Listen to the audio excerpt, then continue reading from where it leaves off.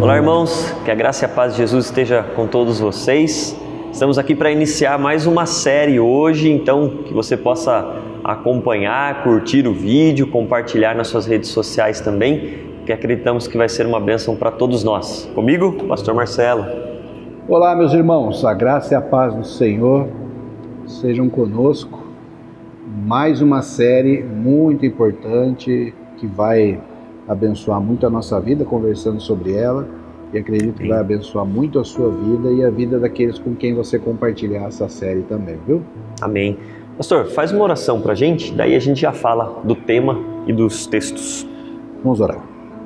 Santo Deus e Pai querido, em nome de Jesus Cristo, glorificamos o Teu santo nome por mais essa preciosa oportunidade de meditarmos na Tua palavra, Deus. Estamos começando mais uma série de estudos. Abençoa-nos, ilumina os nossos corações, o nosso entendimento, para que essa palavra viva, poderosa e eficaz seja instrumento de transformação nas nossas vidas. Em nome de Jesus Cristo. Amém. Amém, Senhor. Bom, pessoal, nós demos um título, né, para essa série de vídeos, né, um tema. E quando eu falar o tema, vocês já vão matar mais ou menos o texto, né? O tema que a gente escolheu para essa série é Obras e Fruto. Obras e Fruto. Aí você vai dizer para mim, então já sei qual que é o texto, é Gálatas 5, né? Exatamente, vocês acertaram, Gálatas 5. Texto a carta de Paulo, quando Paulo está escrevendo aos irmãos dessa igreja, falando justamente aí a respeito da vida cristã, né? O que a vida cristã produz, o que a vida no Espírito produz e o que a vida na carne, o que a vida fora de Deus produz. Nós vamos caminhar durante essa série de vídeos, desde o versículo 16 do capítulo 5 até o final desse capítulo, mas a gente vai fazendo os vídeos aí, versículo a versículo, à medida que a gente for caminhando. Sim. Hoje nós vamos ler Gálatas 5, do 16 até o 17, 2 versículos que dizem assim: Por isso vivam pelo Espírito, e de modo nenhum satisfarão os desejos da carne, pois a carne deseja o que é contrário ao Espírito, o Espírito o que é contrário à carne. Eles estão em conflito um com o outro, de modo que vocês não fazem o que desejam. Amém.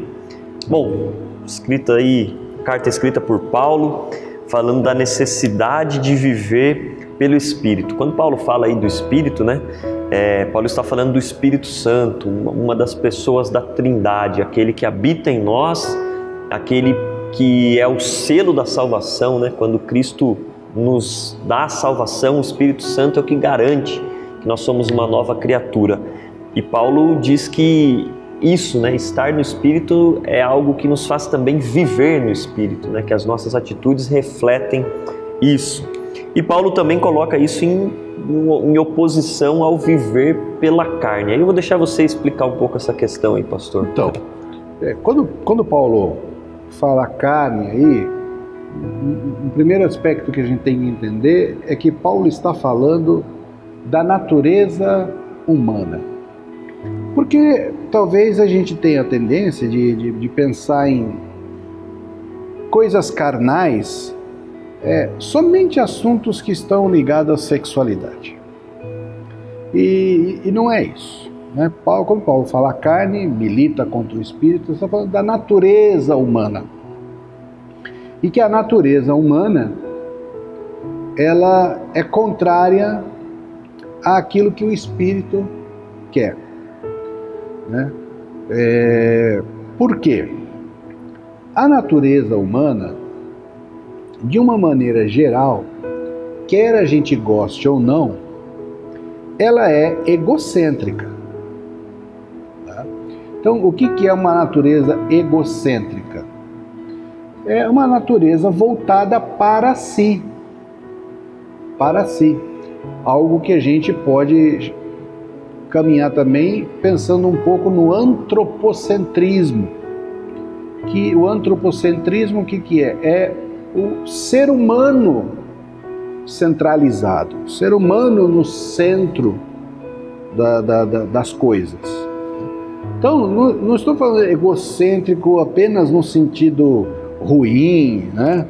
Eu estou falando no sentido da natureza que olha para si, que vive para si, para satisfazer os seus próprios desejos, para buscar a sua própria satisfação. Então é isso que a natureza humana busca. O espírito quer que a nossa busca seja outra. O espírito quer resgatar em nós aquilo para o qual nós fomos criados. Que nós fomos criados para adorar a Deus. Nós não fomos criados para nós mesmos. Nós fomos criados para Deus, para viver glorificando a Deus, ter uma vida para a glória de Deus. Então a natureza humana busca a glória para si mesmo, para o humano, glorifica o humano. Satisfazer-se em si. Isso, satisfazer-se em si. O Espírito quer que nós rendamos e vivamos para a glória de Deus. Quer dizer, abrir mão de um desejo de glória para nós, de satisfação daquilo que é humano, para satisfazer a Deus, para satisfazer a vontade de Deus. Viver uma vida de comunhão e glorificação a Deus. E isso milita um contra o outro, né? E a natureza humana, bom, ela mostra onde é que nós chegamos. Sim. Né? É uma... Eu gostei quando você usou o termo também, fazendo paralelo com egoísmo, né? Egocentrismo, com o antropocentrismo, né? Que é essa ideia do ser humano no centro, o ser humano como alvo, como objeto de todo o desejo, de toda a satisfação, de fazer isso consigo, né? Porque o que o Evangelho nos apresenta é uma vida não voltada a si, mas uma vida totalmente voltada a Cristo, né? E aí a gente vai ouvir em algumas terminologias o cristocentrismo, né? Cristo no centro das nossas vidas, a nossa vida buscando esse alvo, esse objetivo, né? Satisfação em Cristo, satisfazer a Deus. E é interessante isso, porque enquanto seres humanos que vivemos nessa natureza, e Paulo diz aqui, né, que nessa natureza nós não fazemos o que desejamos, a gente está sempre lutando contra os nossos próprios, aquilo que a gente sabe que deveria fazer versus aquilo que a gente gostaria de satisfazer, né? E a Bíblia nos apresenta que a única forma, o único caminho de satisfação plena, de satisfação total e irrestrita é em Deus. Então essa vida egoísta, essa vida na natureza humana, que parece que satisfaz os nossos desejos, na verdade é uma armadilha, é uma cilada que nos afasta do verdadeiro prazer, da verdadeira satisfação que se encontra em Deus, né? O salmista fala isso, né? A tua direita, a tua destra, a delícias eternamente, a alegria, a plenitude de alegria. E nós percebemos aí que essa oposição, né? Às vezes a impressão que dá para quem não vive no meio cristão, ou para quem vive no meio cristão, mas tem uma ideia equivocada, que acha que o cristão é infeliz, o cristão tem que sempre estar cabisbaixo, sempre chateado, sempre lutando, sempre sofrendo. Mas a verdade é que essa é uma ideia equivocada. Quem vive dessa forma deveria se apegar mais a Deus e pedir por isso, né? Pedir para que Deus... Eu vejo que a tua palavra me fala de um Deus que satisfaz, um Deus que é pleno, que é completo, que é perfeito. Eu quero parar de buscar satisfação em mim e buscar satisfação em Deus, para desfrutar dessa alegria plena, né? Então eu vejo que nessa luta, né? A carne contra o espírito, né? O egoísmo contra o cristocentrismo, quem sai perdendo somos nós, né? Deus não depende da nossa adoração, Ele nos criou para isso porque essa era a forma mais perfeita, se é que existe um mais perfeito, né? Mas era a forma perfeita do ser humano ter plena satisfação, né? E acho que quando Paulo ele traz isso nesse texto, O objetivo dele não é só, olha, agora vocês têm que seguir essas regrinhas, vocês têm que fazer isso. Mas olha, vocês estão perdendo de desfrutar o melhor da vida, o melhor de Deus, porque vocês estão tentando satisfazer a vocês mesmos com esse egoísmo, vivendo na carne, vivendo dos seus próprios desejos. E a gente ainda vai entrar nesse tema mais para frente, quando falarmos diretamente das obras da carne, né? Que ele vai falar da idolatria. E eu acho que, enquanto cristãos protestantes, a gente acha que superou a questão da idolatria, né? Não, porque idolatria é coisa da Idade Média, é coisa da Igreja Romana. Mas a gente olha isso de uma forma muito superficial, né? Eu vejo que essa questão do egoísmo é uma idolatria, nem digo mais disfarçada, mas que a gente não consegue identificar muitas vezes como idolatria, mas que de fato é. E não é uma obra do Espírito, não é um fruto do Espírito, é obra da carne. É o eu, Deus de mim. Sim. Quando a gente for chegar nesse ponto da idolatria, cara, muita gente vai se assustar, dizendo assim, nossa, se idolatria é isso que vocês estão falando, eu sou idólatra. Infelizmente. Né? Dentro disso que você está falando, do viver, uma coisa que eu estou pensando aqui, você falou do amar a Deus, a Bíblia diz que nós devemos amar a Deus de toda a nossa alma, de toda a nossa força, todo o nosso entendimento, que nós devemos amar a Deus acima de todas as coisas, né? Amarás o Senhor teu Deus e o próximo como a ti mesmo. É isso que o Espírito quer fazer nas nossas vidas. Que em primeiro lugar, acima de todas as coisas, a gente ame a Deus. Em segundo lugar, que a gente ame o próximo. Mas qual a medida mínima de amor ao próximo? Qual que é a medida mínima? Não é a máxima. A medida mínima, quando fala assim, amarás o próximo como a ti mesmo. É amar o próximo, fazendo ao próximo tudo aquilo de bom que a gente espera que seja feito a nós. Essa é a medida mínima do amor ao próximo. É daí para cima, não daí para baixo. E de que maneira isso? Da mesma maneira como Deus nos ama, incondicionalmente. Quer dizer, é um amor que ama, mesmo que não receba a contrapartida. Porque não depende, um amor que não depende de ser amado, é um amor que vem dessa relação com Deus, que ama e que espera a retribuição do amor. Então, é isso que o Espírito quer fazer nas nossas vidas.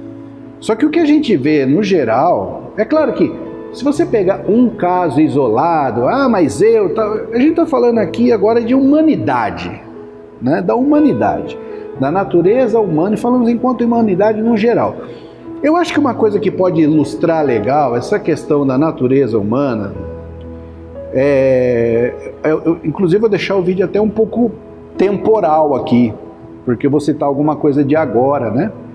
Pode ser que alguém assista daqui a alguns anos, mas nós estamos no ano de 2021. Vai dar um Google lá, vai entender. Aí você procura aí no Google um programa chamado Big Brother. Se Deus quiser, quando essas pessoas estiverem assistindo, esse programa já vai ter acabado, não vai passar mais. O que acontece nesse Big Brother? São pessoas confinadas lá numa mesma casa, só tem um vencedor, ganha um prêmio milionário. O primeiro dia que entra todo mundo lá, todo mundo é bom, todo mundo se abraça, que coisa maravilhosa. Promete um monte de coisa. Promete, nossa, a amizade para vocês, como é que o negócio de levar a amizade para fora e tal. E um dia, 2 dias, e esse negócio começa a mudar. De repente, começa a vir a natureza, porque aquilo que foi feito no começo parece não ser o normal das pessoas, mas com pouco tempo as pessoas começam a formar grupos, tramar umas contra as outras. Por quê? Porque só um ganha o prêmio. Então é aquela coisa, eu gosto de você, mas eu quero ganhar o prêmio. Mas eu gosto mais de mim. Mas eu gosto mais de mim, né? Então elas começam a fazer tramas umas contra as outras e começam a ficar num estado de irritação lá dentro, que começam a apresentar uma face, por vezes, perversa um do outro. Sim. Né? Então, todo mundo que entra bonzinho. Mas daqui a pouco, esse egocentrismo, o prêmio é só de um, tá lá para ganhar o prêmio, vai fazendo com que a natureza humana apresente as suas tramas, os seus preconceitos, os seus ódios, né? Então, quando a gente fala assim, eu vou falar de mim, parado assim, fala assim, não, eu não sou preconceituoso, eu não sou egoísta, eu não sou egocêntrico. Mas quando a gente olha a prática, no geral, da humanidade, é uma prática egoísta. É uma prática tão egoísta que a gente produz mais alimento do que a humanidade pode consumir e tem gente que morre de fome. Sim. E o Espírito quer nos tirar disso. E acho que é justamente aí o ponto de Paulo, né? Paulo, eu acho muito interessante isso, né? Ele não simplesmente chama as pessoas para viver de uma forma diferente. Ele fala dessa dificuldade. Olha, a natureza humana é assim, é egoísta, ela pensa mais em si do que no outro, ela tem essa tendência, e ainda mais se essa tendência for alimentada, isso vai se tornar cada vez mais evidente, né? Como você mencionou aí o exemplo do reality show. E Paulo está falando, sim, essa é a natureza, mas não é esse o jeito para o qual Deus os criou. Aqueles que foram alcançados pela salvação, aqueles que têm o Espírito, e eu gosto muito como ele começa o versículo 16, né? Vivam pelo Espírito. A forma direta, né? A forma de ordem mesmo que Paulo usa, né? Vivam pelo Espírito. Existe essa realidade, a realidade da natureza humana é essa, mas vocês podem viver pelo Espírito, vocês já foram alcançados, vocês podem alimentar o Espírito para que nesse conflito, essa luta, o Espírito saia vencedor. Porque a tendência, a gente gosta muito do mercado financeiro, conversa sobre isso, né? E às vezes o mercado apresenta tendências, tendência de baixa, quando o preço está caindo, tendência de alta. Se a gente for comparar a vida humana, a gente está sempre numa tendência de baixa, né? O ser humano sem Deus. A partir do momento que Deus entra em nossa vida e nós somos templo do Espírito Santo, somos habitação de Deus, nós podemos assumir uma outra tendência, uma tendência diferente, comportamentos, pensamentos, mas isso é alimentado em nós buscamos essas coisas. Eu gosto de um exemplo, conta a história que um dono de um canil que fazia rinha de cachorro, né? Briga de cachorro, e fazia apostas com isso, ele sempre sabia qual cachorro ia ganhar a luta. E ele sempre ganhava mais dinheiro que os apostadores. Então, como que ele fazia isso? Alguns dias antes da luta, alguns dias antes da rinha, ele alimentava melhor um dos cachorros e alimentava mal o cachorro que deveria perder. E a lógica se consumava na luta, né? O cachorro que estava mais bem alimentado ganhava. E eu vejo isso, né? Para quem ainda não assistiu, assista a série Renovação da Mente para a Transformação de Vidas. Nessa série a gente fala sobre isso, né? O que a gente tem alimentado na nossa vida. Quando nós falamos de natureza espiritual e natureza humana, natureza da carne, a gente vai passar por isso também. O que a gente tem alimentado, porque o conflito existe. O conflito existe. O que a Bíblia nos ensina é que nós devemos viver pelo Espírito. Mas o Espírito está sempre lutando, militando, em conflito com a nossa natureza. Então, quem está recebendo mais influência, quem está sendo melhor alimentado para vencer esse conflito? Aí entra a nossa parte, né? A nossa parte de buscar alimentar mais o Espírito para poder cumprir isso, viver pelo Espírito, né? E talvez você que esteja assistindo possa pensar assim, mas vocês estão falando aí, tudo, mas eu não sou ruim. Dá a impressão que vocês estão falando que todo mundo é ruim. Não é isso, não é. Tem muitas pessoas boas, existem muitas pessoas boas. Só que também o Espírito quer trabalhar na vida delas, porque ainda que elas sejam boas, elas ainda vivem para si, né? Então, você está assistindo, você é uma pessoa boa, você é uma pessoa ótima, mas a quem você devota mais amor? Então, ele está contando, você não ama Deus acima de tudo e de todas as coisas. A quem você devota mais amor? Você vai devotar mais amor, muito possivelmente, a quem te ama e aqueles que estão perto de você, família, né? E conforme as coisas vão ficando mais distantes, você, que é uma pessoa boa, começa a não devotar tanto amor, né? Por exemplo, mais uma vez dar o exemplo do Big Brother. As pessoas acompanham, você que é uma pessoa boa, ama aqueles a quem você ama e que te amam. De repente você está assistindo lá o Big Brother e você que é uma pessoa boa, se pega torcendo pelo mal de outras pessoas que estão lá dentro.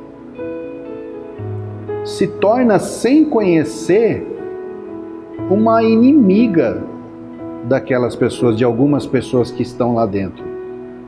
Por quê? Porque se você não as conhece pessoalmente, mas é que o comportamento dela lá despertou essa raiva que está dentro de mim. Bem-vindo à natureza humana. Bem-vindo à natureza humana. E o Espírito quer nos ensinar a controlar essa raiva que existe em nós, mesmo sendo pessoas boas. É isso aí. E é por isso que a gente abordou esse tema, né? Uma das grandes motivações para nós falarmos sobre isso é justamente que a gente compreenda, né? Que essas coisas sutis, essas coisas do dia a dia, essas coisas que às vezes a gente dá pouca importância, estão alimentando algo que não é bom, algo que não é o que Deus espera e deseja de nós, porque vai nos afastar daquilo que é de fato bom. Isso, mas é isso, essa é a introdução do nosso tema, né? Nós vamos mergulhar muito mais profundo. Sim, então continua caminhando com a gente, porque agora é só para a gente ampliar esse pensamento, só para a gente abrir a cabeça e pensar um pouco a esse respeito. Então a gente já pede que você, mais uma vez, nos ajude aí divulgando esse conteúdo, compartilhando nos canais, convidando as pessoas a acompanhar, assistir e a estudar também junto com a gente, e a gente se vê aí no próximo vídeo. Vamos fazer uma oração para encerrar?